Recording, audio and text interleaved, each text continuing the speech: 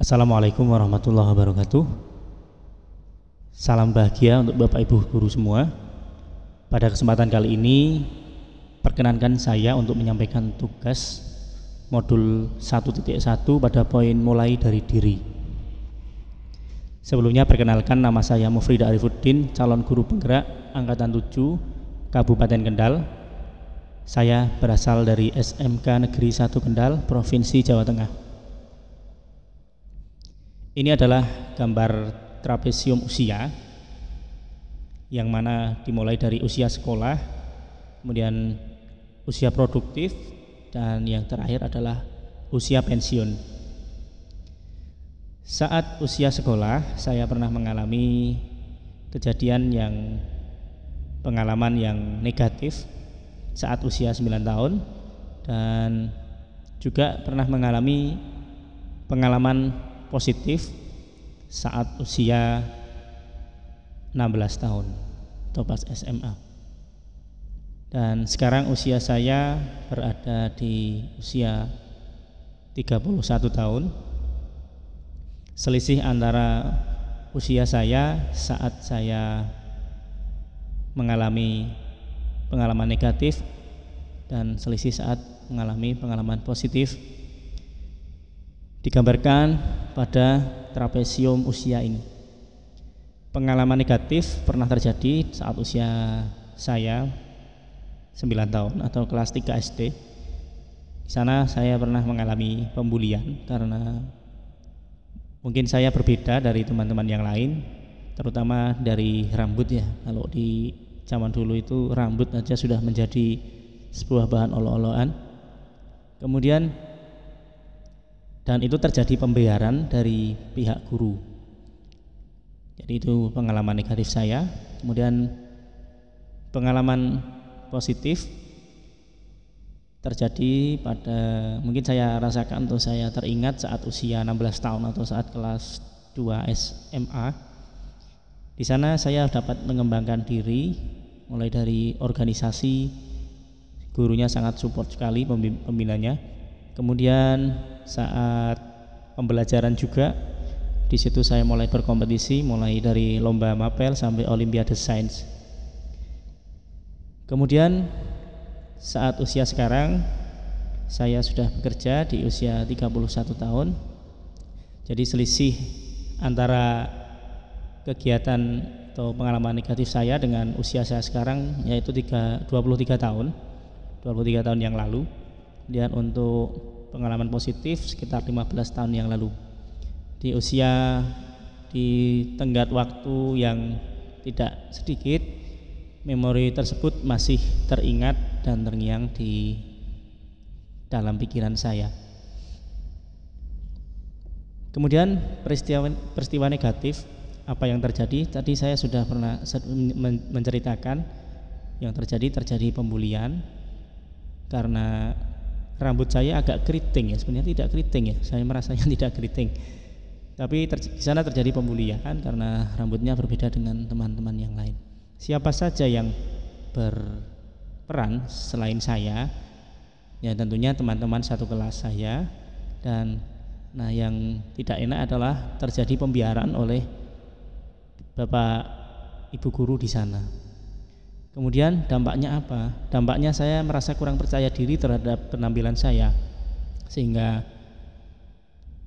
mencoba gaya rambut yang macam-macam aneh-aneh, sehingga pada akhirnya setelah saya dewasa ya udah, saya nggak mikir masalah itu.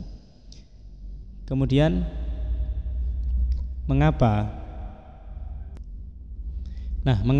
hal tersebut dapat terjadi, atau mengapa hal tersebut sampai sekarang saya masih ingat padahal waktu rentangnya sekitar 23 tahun? Karena kita diberi akal dan pikiran oleh Tuhan untuk mengingat dan sulit melupakan, termasuk mantan itu sulit dilupakan ya. Peristiwa negatif itu pun masih terngiang karena itu ketika waktu itu sangat membekas sekali ya. Kita dibully karena perbedaan bentuk rambut. Kemudian peristiwa positif apa yang terjadi tadi juga saya sudah menceritakan. Di sana saya di waktu SMA kelas 2 itu saya bisa mengembangkan diri mulai dari organisasi, mengikuti lomba mapel sampai Olimpiade Sains sampai tingkat Jawa Tengah.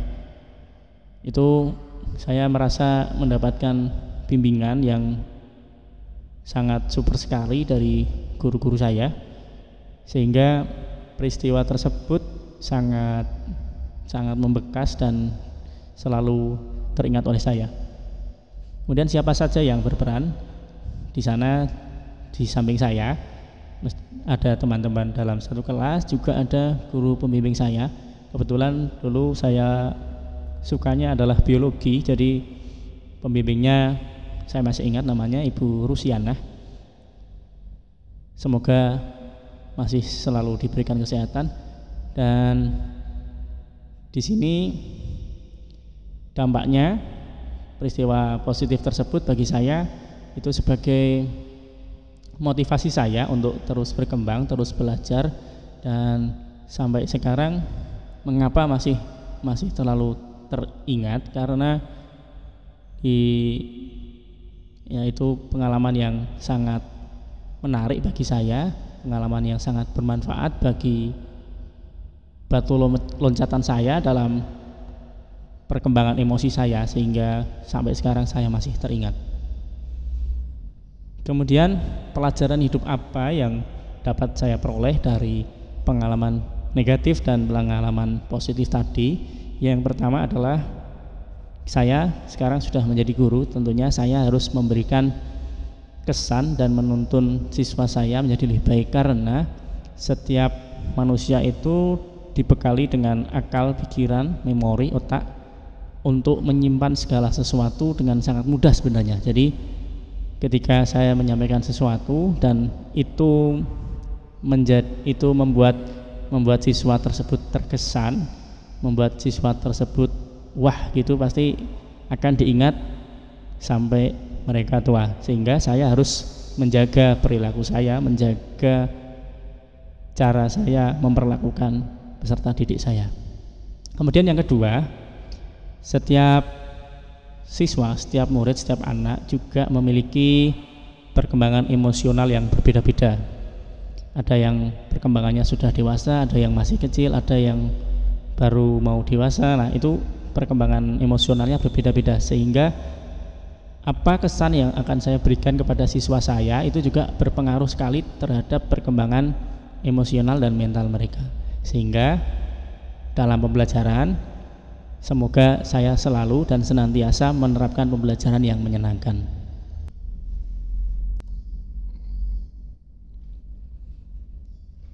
Kemudian nilai-nilai yang saya yakini, saya sebagai seorang guru adalah bahwasanya mengajar, mendidik itu adalah pekerjaan dari hati. Jadi kita tidak bisa mencari materi kalau kita menjadi seorang guru. Kalau mau mencari materi, ya tentunya kita harus menjadi pengusaha ya. Tapi kalau kita sebagai seorang guru, itu adalah pekerjaan hati yang mana kita harus sabar mendidik anak orang yang kita anggap sebagai anak kita sendiri. Dan dengan sabar tersebut kita menuntun, bukan menuntut siswa, tapi menuntun siswa menuju kodratnya dia, atau menuju apa yang kelebihan dia, sehingga kita bisa memaksimalkan kelebihan masing-masing siswa atau masing-masing individu atau anak. Kemudian nilai ada pada diri saya yang bisa saya jadikan sebagai guru penggerak adalah, yang pertama, saya adalah pembelajar. Tentunya saya senang sekali belajar hal-hal yang baru. Kemudian saya suka berbagi pengalaman dan pengetahuan kepada rekan sejawat dan kepada peserta didik.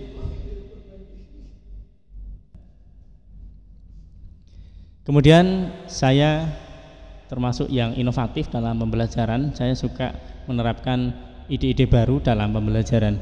Kemudian saya menguasai teknologi dengan baik dan saya selalu menerapkan pembelajaran yang berbasis teknologi kepada peserta didik saya.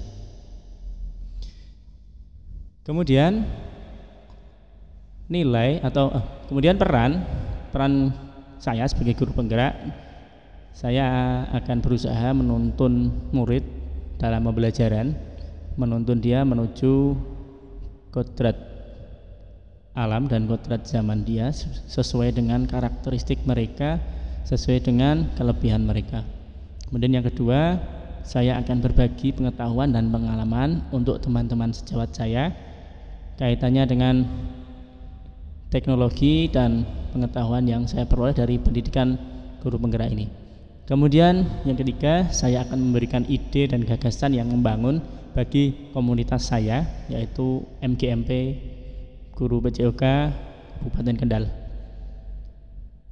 Kemudian demikian video singkat saya kaitannya dengan mulai dari diri untuk tugas modul 1.2 ini, dan sekian dari saya. Apabila ada kekurangan, mohon maaf yang sebesar-besarnya, dan terima kasih.